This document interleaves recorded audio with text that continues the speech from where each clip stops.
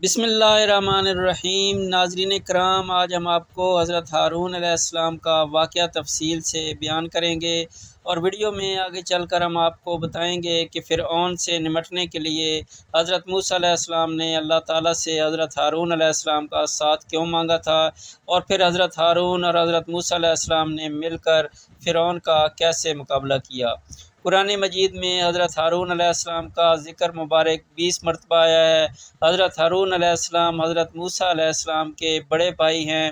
ان کا سلسلہ نسب کچھ یوں ہے: موسیٰ بن عمران بن قحط بن لاوی بن یعقوب علیہ السلام۔ آپ علیہ السلام کے اکثر واقعات حضرت موسیٰ علیہ السلام کے ساتھ ہی جڑے ہوئے ہیں۔ حضرت موسیٰ علیہ السلام جب تورات لینے کے لیے کوہ طور پر گئے تو بنی اسرائیل کی سربراہی آپ علیہ السلام نے سنبھالی، اور اس زمانے میں بنی اسرائیل نے بتوں کی پرستش شروع کر دی تھی۔ اس وقت حضرت ہارون علیہ السلام نے انہیں بہت سمجھایا، لیکن یہ لوگ نہ مانے۔ اس کے بعد حضرت موسیٰ علیہ السلام نے آ کر بنی اسرائیلیوں کو ان کے شرک کی سزا دی۔ سورہ آل عمران آیت نمبر 33 اور 34 ارشاد باری تعالیٰ ہے: اللہ تعالیٰ نے پسند کیا آدم کو، نوح کو اور آل ابراہیم کو اور آل عمران کو سارے جہان سے کہ اولاد تھے ایک دوسرے کی، اور اللہ سب سنتا اور جانتا ہے۔ عمران کا تعلق ابو الانبیاء حضرت ابراہیم علیہ السلام کے دوسرے فرزند حضرت اسحاق علیہ السلام کی نسل سے ہے۔ عمران کی زوجہ کے بطن سے دو عظیم المرتبت اور جلیل القدر پیغمبر حضرت ہارون علیہ السلام اور حضرت موسیٰ علیہ السلام دنیا میں تشریف لائے۔ حضرت ہارون علیہ السلام بڑے اور حضرت موسیٰ علیہ السلام چھوٹے بھائی تھے۔ حضرت ہارون حضرت موسیٰ علیہ السلام سے 3 برس بڑے تھے۔ مصر میں پیدا ہوئے اور وہیں پرورش پائی۔ نہایت منکسر المزاج، حلیم الطبع، بردبار، شیریں گفتار اور فصیح البیان تھے۔ نبوت سے سرفراز ہونے کے بعد آپ علیہ السلام تمام عمر حضرت موسیٰ علیہ السلام کے ساتھ رہے۔ حضرت موسیٰ علیہ السلام کے قدم بقدم دین حق کی تبلیغ میں سرگرم رہے۔ توحید کے راستے میں شر کے نمائندوں کی طرف سے کھڑی کی گئی رکاوٹوں کو دور کرنے میں بھائی کا ساتھ دیتے تھے۔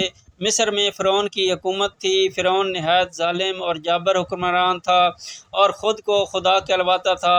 اپنی مرضی سے جسے چاہتا سخت سے سخت سزائیں دیتا تھا، جسے چاہتا موت کے گھاٹ اتار دیتا تھا۔ بنی اسرائیل مصر میں غلاموں سے بدتر زندگی گزارنے پر مجبور تھے۔ مصری ان سے ہر طرح کے کام کرواتے تھے۔ بنی اسرائیل ذلت کی روٹی کھانے پر مجبور تھے۔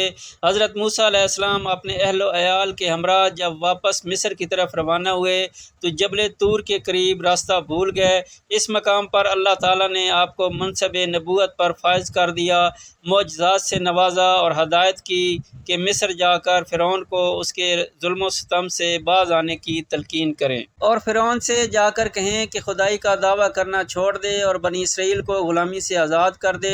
حضرت موسیٰ علیہ السلام نے بارگاہ الہی میں دعا کی: اے میرے پروردگار، میں تو ان کا ایک آدمی قتل کر چکا ہوں، ڈرتا ہوں کہ وہ مجھے مار ڈالیں گے، اور میرا بھائی ہارون مجھ سے زیادہ فصیح البیان ہے، اسے میرے ساتھ مددگار کے طور پر بھیج دیں تاکہ وہ میری تائید کرے۔ مجھے اندیشہ ہے کہ وہ لوگ مجھے جھٹلائیں گے۔ اور پھر بارگاہ رب العالمین میں حضرت موسیٰ علیہ السلام کی دعا قبول ہوئی، اور اللہ تعالیٰ نے حضرت ہارون علیہ السلام کو منصب نبوت پر فائز کر دیا، اور دین حق کی تبلیغ و ترویج کے لیے حضرت ہارون علیہ السلام کو حضرت موسیٰ علیہ السلام کا مددگار منتخب کیا۔ سورہ القصص آیت نمبر 35 میں ارشاد باری تعالیٰ ہے: ہم تیرے بھائی کے ذریعے سے تیرا ہاتھ مضبوط کریں گے، اور تم دونوں کو ایسی ستوت بخشیں گے کہ وہ تمہارا کچھ نہ بگاڑ سکیں گے۔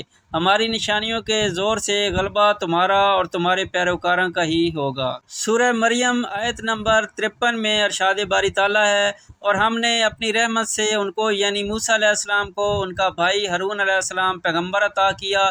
سورہ الفرقان میں ارشاد باری تعالیٰ ہے: اور ہم نے موسیٰ علیہ السلام کو کتاب عطا کی اور ان کے بھائی ہارون علیہ السلام کو وزیر بنا کر ان کے ساتھ کیا۔ حضرت موسیٰ علیہ السلام مصر پہنچے اور حضرت ہارون علیہ السلام سے ملاقات کی۔ دونوں بھائی فرعون کے دربار میں پہنچے اور فرعون سے کہا: خدائی کا دعویٰ سے تائب ہو کر اس خدا کی پرستش کریں جس نے آسمان، زمین اور ان کے درمیان جو کچھ بھی موجود ہے تخلیق کیا ہے، اور بنی اسرائیل پر ظلم و ستم بند کر کے انہیں آزاد کر دے۔ فرعون پیغام حق ماننے سے یکسر منکر ہو گیا اور کہنے لگا: اگر تم نے مجھے خدا نہ مانا تو میں تمہیں قید کر دوں گا۔ اللہ تعالیٰ کے پیغمبر حضرت موسیٰ علیہ السلام اور حضرت ہارون علیہ السلام فرعون کی باتوں سے مرعوب نہ ہوئے اور اللہ تعالیٰ کے پیغام کو دہرایا۔ فرعون نے رسالت خداوندی کی نشانیاں طلب کیں۔ حضرت موسیٰ علیہ السلام نے اللہ تعالیٰ کی طرف سے عطا کردہ عصا اور ید بیضا کے معجزات دکھائے، لیکن سیاہ دل فرعون ان واضح نشانیوں کو دیکھ کر بھی ایمان نہ لایا اور کہنے لگا یہ تو محض سراسر جادو ہے۔ حضرت موسیٰ علیہ السلام اور حضرت ہارون علیہ السلام کے ہاتھوں جادوگروں کی شکست کے باوجود فرعون اپنی سرکشی سے باز نہ آیا اور اس نے بنی اسرائیل پر اور زیادہ ظلم کرنا شروع کر دیا اور بنی اسرائیل کے لڑکوں کو قتل کرنے کا حکم دے کر پورے مصر میں قتل و غارت گری کا بازار گرم کر دیا۔ کہر خداوندی حرکت میں آیا اور اللہ تعالیٰ کا عذاب نازل ہوا، اور پھر 3 سال تک مصر میں قحط سالی رہی۔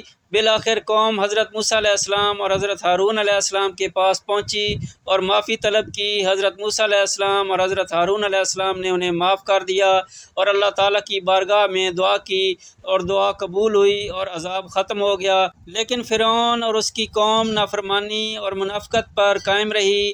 ارشاد باری تعالیٰ ہے، اور ہم نے پکڑ لیا فرعون والوں کو قحطوں میں اور میووں کے نقصان میں، شاید وہ دھیان کریں، اور جب برا زمانہ آتا تو موسیٰ علیہ السلام اور اس کے ساتھیوں کو اپنے لیے فعل بد ٹھہراتے، حالانکہ در حقیقت ان کی فعل بد تو اللہ کے پاس تھی، مگر ان میں سے اکثر بے علم تھے۔ سورہ اعراف آیت نمبر 30 اور 33 میں ارشاد باری تعالیٰ ہے، انہوں نے موسیٰ علیہ السلام سے کہا جو کچھ تو لائے گا ہمارے پاس نشانی کہ ہم پر اس کی وجہ سے جادو کرے، سو ہم ہرگز تم پر ایمان نہ لائیں گے۔ آخر کار ہم نے ان پر طوفان بھیجا اور ٹڈی سرسریاں پھیلائیں، مینڈک نکالے اور خون برسایا، یہ سب نشانیاں الگ الگ کر کے دکھائیں، مگر پھر بھی وہ لوگ تکبر کرتے رہے اور تھے وہ لوگ گناہ گار۔ حضرت ہارون علیہ السلام کا انتقال حضرت موسیٰ علیہ السلام سے پہلے ہوا۔ 123 سال کی عمر مبارک میں وفات پائی۔ آپ کی قبر صحرائے سینا پہاڑوں میں سے ایک پہاڑ حور میں واقع ہے۔